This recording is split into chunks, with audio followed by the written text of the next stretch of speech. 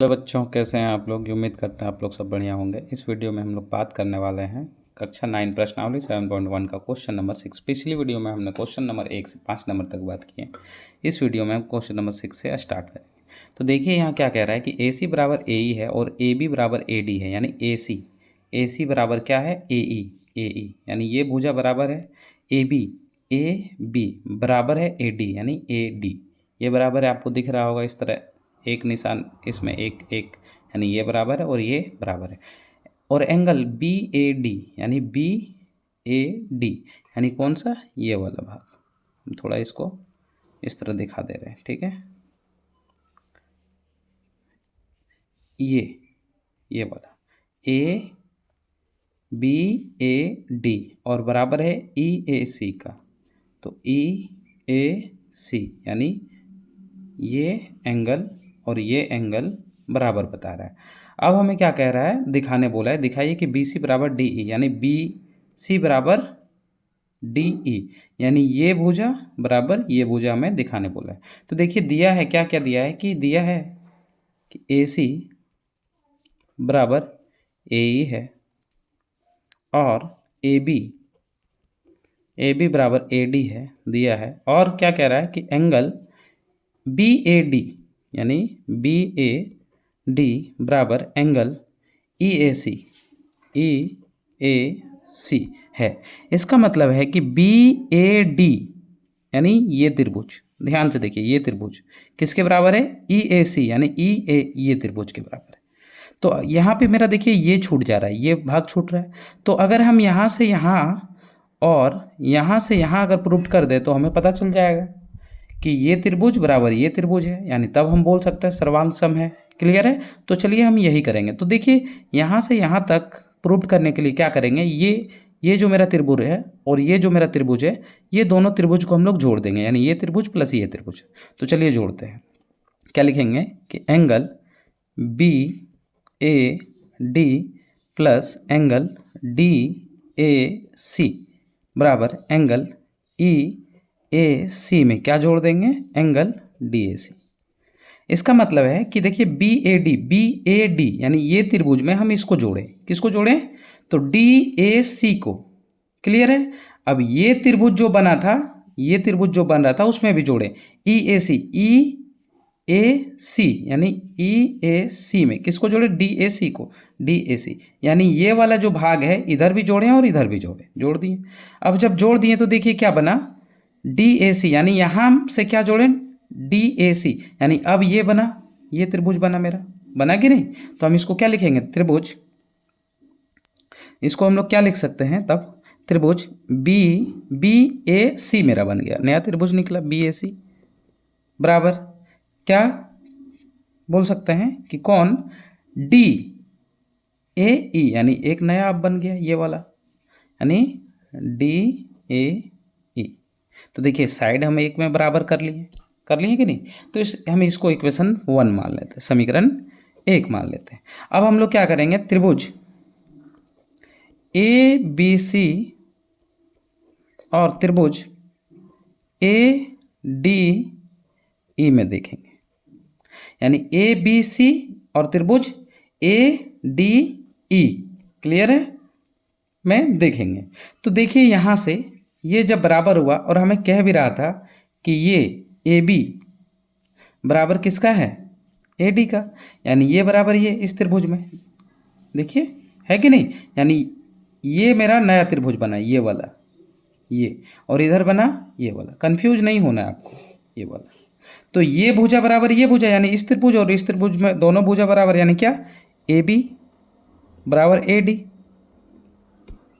और ये हमें पहले से पता है, दिया हुआ है, तो यहाँ लिख दीजिए, फिर से दिया है। क्लियर है। अब देखिए ये एंगल, ठीक है, ये एंगल हुआ, एंगल मेरा पता चल गया। क्लियर है। अब क्या करेंगे, साइड, ये क्या पता चला, साइड पता चला, एंगल, और देखिए यहाँ पे क्या है, साइड, तीन साइड अब मिल गया। तो हम लोग क्या बोलेंगे, एस ए एस नियम से, क्योंकि ये हमें पहले कह रहा है ए सी बराबर ए ई, ए सी बराबर ए ई, तो एस ए एस नियम से क्या हो जाएगा, त्रिभुज क्या हमको प्रूव करने बोला है कि ए बी सी सर्वाक्षम है किसका, त्रिभुज ए डी ई का। जब ये बोल सकते हैं कि सर्वाक्षम है तो क्या बोलेंगे कि बी सी, ये जो हमें प्रूव करने बोला बी सी बराबर ए, बी सी बराबर ए ही हो जाएगा। ये कहाँ से होगा, तो सी पी सी टी से। जब त्रिभुज बराबर है तो उसकी संगत भुजाएं क्या होगी, हमेशा बराबर। तो ये मेरा प्रूव्ड हो गया। इस प्रकार मेरा क्वेश्चन नंबर 6 भी कंप्लीट हो गया। चलिए हम क्वेश्चन नंबर 7 स्टार्ट करते हैं। दिया है ए बी एक रेखाखंड है और P इसका मध्य बिंदु। ए बी ये वाला एक रेखाखंड है और P ये P ये वाला भाग इसका मध्य बिंदु, यानी ये दोनों के बीच है, यानी ये भुजा बराबर ये भुजा बोल सकते हैं। D और E रेखाखंड AB के एक ही और स्थित दो बिंदु है। D और E रेखाखंड AB के एक ही और स्थित दो बिंदु इस प्रकार है कि एंगल BAD, यानी यहाँ पे ये दोनों इस प्रकार है कि BAD यानी BAD बराबर होगा एंगल ABE यानी ABE के। तो और EPA बराबर है किसका, एंगल DPB के।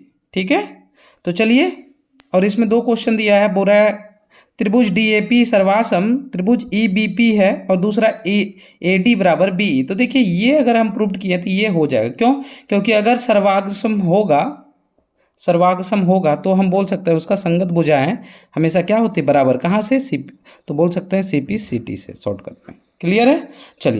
चलिए हम अब इसका लिखते हैं। तो देखिए ये हमको दिया हुआ था और ये दो हमें सिद्ध करने बोला है, ये दो हमको निकालना है। ठीक है, तो देखिए हम क्या देखें कि ये भुजा बराबर है, पहले ये देखें।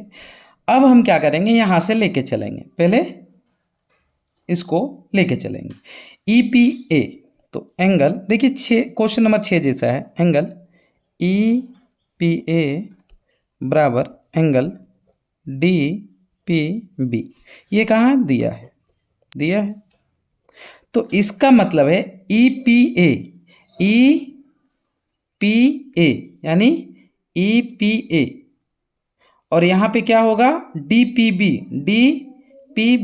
यानी ये वाला मेरा छूट रहा है कि नहीं। तो हम क्या करेंगे, इसमें जोड़ देंगे। क्या जोड़ेंगे, तो हम जोड़ेंगे EPD यानी EPD को अगर हम जोड़ दें, ये वाला भाग को देखिए, ये कोण को अगर हम जोड़ दें, और ये कोण क्या है, EPD है। ये कोण नहीं ना हमको पता, ये बराबर ये है और ये कोण हमें निकालना है। तो दोनों त्रिभुज में इस और इस त्रिभुज में EPD को जोड़ देते हैं। चलिए तो लिखेंगे EPA में क्या जोड़ेंगे, कोण EPD को जोड़ देते हैं, EPD को। और कोण देखिए यहाँ पे बन रहा है इसलिए इसको बीच में रखते हैं P को। इसी प्रकार इधर भी यहाँ पे क्या है, DPB में क्या जोड़ेंगे, दोनों में जोड़ेंगे EPD। जोड़ दिए। तो अब देखिए जब जोड़ दिए तो क्या बना, दो त्रिभुज बना। क्या बना कि पहला इधर बना कि APD यानी ये पूरा कंप्लीट हो गया। अब जो नया त्रिभुज बना वो ये बना, ये वाला। जब जोड़ दिए तो देखिए बना कि नहीं। तो क्या हुआ, ADP या APD त्रिभुज APD बराबर। देखिए ये त्रिभुज किसके बराबर होगा, इसके, यानी BPE या EPB के बराबर, BPE के बराबर। इसको समीकरण 1 मान लिए। और देखिए ये मेरा S प्रूव्ड हुआ। उसके बाद ध्यान दीजिए, अब हम लोग किसको लेके चलेंगे, अब हम लोग त्रिभुज DAP तथा त्रिभुज EBP में देखेंगे। DAP यानी DAP देखिए, अब ये कोण बराबर ये कोण देख रहे हैं। ठीक है, तो DAP और क्या देखेंगे, EBP या PBE। तो EBP लिखे तो EBP। क्लियर है। चलिए अब हम लोग देखते हैं इसको, तो क्या देखेंगे कि एंगल BAD बराबर एंगल ABA। मेरा ये पहले से दिया हुआ है, देखिए दिया है कि नहीं। तो ये भी देखें कि ये कौन क्या हो गया, बराबर हो गया, ये मेरा दिया हुआ था। तो ध्यान दीजिए यहाँ तो सब कुछ दिया हुआ था, केवल हम ये काम किए कि नहीं, और एक निकाला। तो देखिए यहाँ एंगल मिल गया, मिला कि नहीं। अब एक साइड निकालते हैं। अब साइड क्या है, साइड भी हमें दे के रखा है। आज देखिए यहाँ पे सर्वासम निकालने के लिए हम क्या बोलेंगे, ध्यान दीजिएगा। जब ये मेरा हो गया तो हम क्या बोलेंगे कि AP। अब ये और ये बराबर है तो हम बोल देंगे AP बराबर है BP या PB। क्लियर हो गया।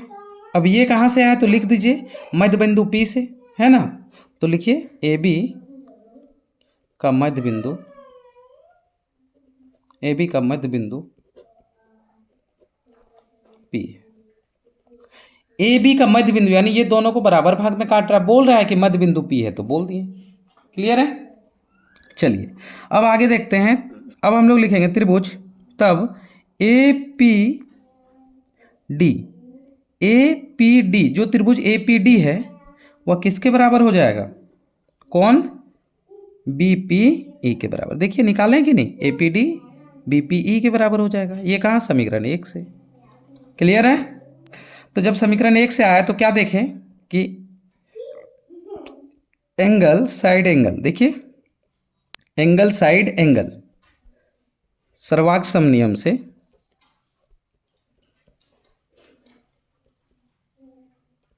या सर्वाग समता नियम से क्या देखेंगे, नियम से क्या हो जाएगा, हम लोग क्या बोल देंगे, AD बराबर BE बोल देंगे। तब बोल देंगे AD बराबर BE। और ऐसे क्यों बोल पाए, जब पहला क्वेश्चन प्रूव्ड हुआ होगा, यानी इससे पहले क्या होगा कि ट्रायंगल त्रिभुज DAP सर्वागसम है किसका, त्रिभुज EBP का। तब हम लोग बोल सकते हैं कि ये क्या है, तब हम लोग बोलेंगे कि AD बराबर B। और ये कहाँ से, CPCT से। क्यों, क्योंकि जब सर्वागसमता होता है बाबू तो उसका संगत भुजाएं क्या होता है, बराबर। यानी ये भी मेरा प्रूव्ड हो गया। इस प्रकार क्वेश्चन नंबर 7 भी मेरा कंप्लीट हो गया। चलिए अब हम पढ़ते हैं। एक समकोण त्रिभुज ABC, यानी एक समकोण त्रिभुज है, ये समकोण है 90 डिग्री ABC, ये वाला भाग क्या कह रहा है कि एक समकोण जहाँ C समकोण है, यानी ये राइट एंगल है। M कर्ण AB का मध्य बिंदु, जो ये बिंदु है ये A से B तक जा रहा है, यानी इसका बीच में, यानी ये भुजा बराबर ये भुजा, ठीक है।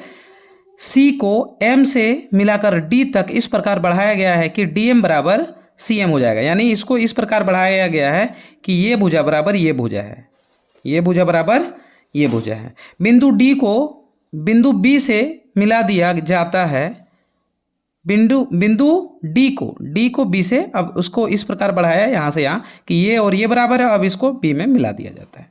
तो यहाँ 4 क्वेश्चन है। पहला कि त्रिभुज AMC सर्वासम त्रिभुज BMD है। दूसरा कि कौन BDC एक समकोण त्रिभुज है। तीसरा भी सर्वासम पुट करना है बोल, और चौथा बोल रहा है CM बराबर 1/2 AB। तो देखिए चारों क्वेश्चन को हम एक एक करके देखते हैं। तो चलिए हम लोग पहला क्वेश्चन लेके चलते हैं, ठीक है। पहला क्वेश्चन क्या है कि त्रिभुज AMC सर्वासम त्रिभुज BMD, इसको हम लोग लेके चलें।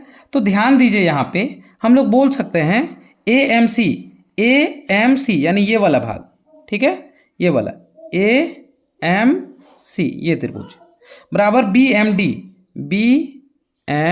ये त्रिभुज, ठीक है।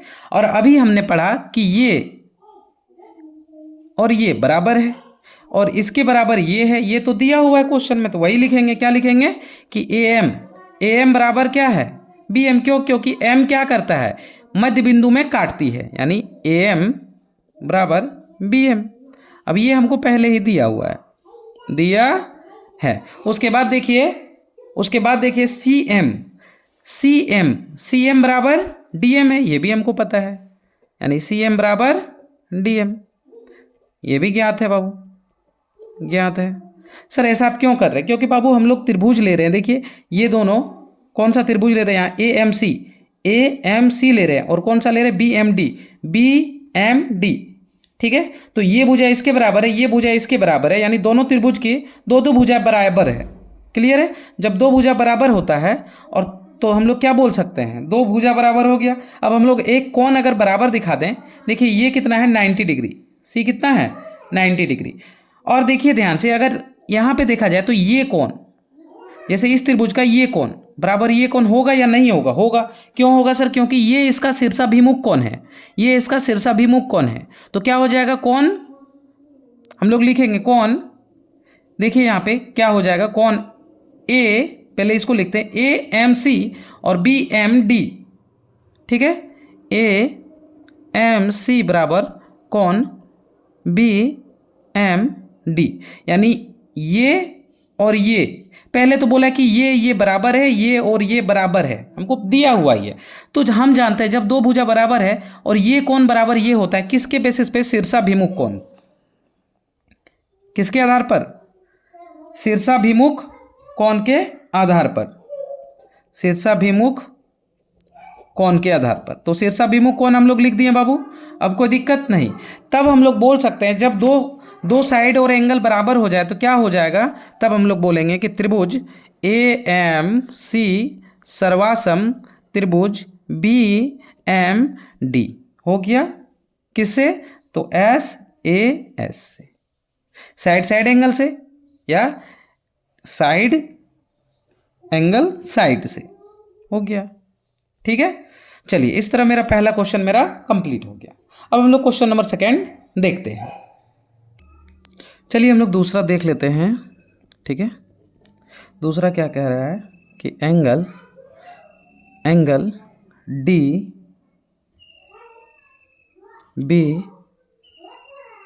DBC, तो देखिए यहाँ हम लिख सकते हैं इसके बराबर 90 डिग्री। और ये कहाँ से होगा? इसको हमको प्रूव करने बोला है। ठीक है, तो देखिए हम जानते हैं, देखिए कहाँ पे बोला? DBC, यानी DBC हमको देखिए ये 90 डिग्री मेरा दिया हुआ है। जब ये 90 डिग्री है तो ये हमको प्रूव करना है। ठीक है, क्योंकि हमें कह रहा है कि C क्या है? समकोण है। तब हम लोग क्या बोल सकते हैं? तो देखिए इसमें हम लोग लिख सकते हैं एंगल B या DBC किसके बराबर है? एंगल DBM के लिख सकते हैं। जब ये होगा तो देखिए इतना बराबर हम कितना लिख सकते हैं? इसका मान DBC का मान 90 डिग्री। और इसके जगह हम लोग क्या लिख सकते हैं कि एंगल DBM में क्या जोड़ेंगे? DBM में क्या जोड़ देंगे? Angle MBC। DBM में DBM में क्या जोड़ेंगे? MBC। देखिए ये त्रिभुज में अगर हम ये ऐड कर देंगे तो मेरा कितना हो जाएगा? हम बोल सकते हैं। और इसका मान हमको दे के रखा है कितना? 90 डिग्री। इसमें हम क्या जोड़ें? इसमें हम ये जोड़ दिए और इसका मान पहले से 90 है तो ये हो गया। अब हम लोग क्या बोल सकते हैं? देखिए ये दोनों मिल गया तो क्या बना?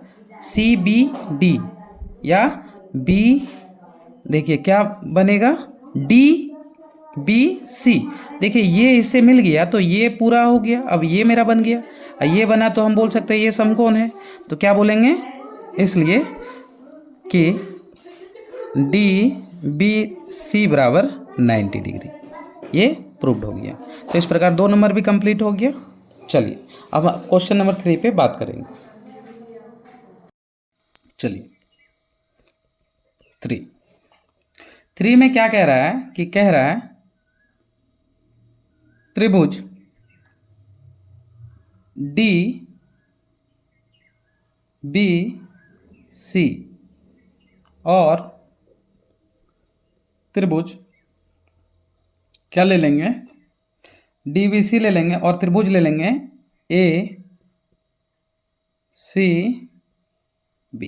अच्छा ऐसा क्यों ले रहे हैं? बहुतों का सवाल होगा। सर तीसरा देखिए, तीसरा में क्या प्रूव करने बोला है बाबू? तीसरा में DBC और ACB हमको प्रूव करने सर्वासम बोला है, इसलिए हम ये त्रिभुज ले लिए। क्लियर है? चलिए देखिए ये, तो यहाँ पे देखिए डी बी सी हम आते हैं, देखिए डी बी सी यानी डी बी सी ये दोनों में, ठीक है, डी बी सी ये त्रिभुज, ये त्रिभुज, और कौन सा है, A C B, D B C और ए सी बी।